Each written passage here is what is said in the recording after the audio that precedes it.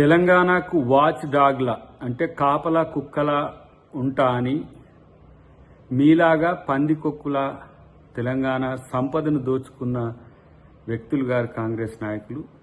ప్రత్యేకించి PCC president Mahesh Kumar Goud గారిని ఉద్దేశించి మీరు మాట్లాడుతున్న మాటలు తెలంగాణ సమాజం గమనిస్తున్నది. జగదీష్ రెడ్డి గారు సేమ్ టైం బీసీల పట్ల మీకున్న చిత్తశుద్ధి ఏందో ఈ ప్రకటనతో తేలిపోయిన పరిస్థితి.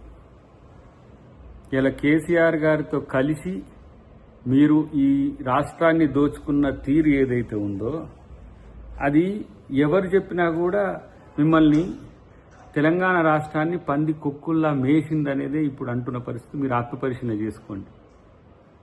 ఇలా బండి కింద కుక్కల ఇలా పిసిసి ప్రెసిడెంట్ మాట్లాడుతుండని ఇలా మాట్లాడుతున్నది ఏదైతే ఉందో ఫస్ట్ మీరు పంది కుక్కుల్లా మేసిన విషయాన్ని గుర్తుపెట్టుకొని మాట్లాడితే మంచిదని హెచ్చరిస్తున్నాం.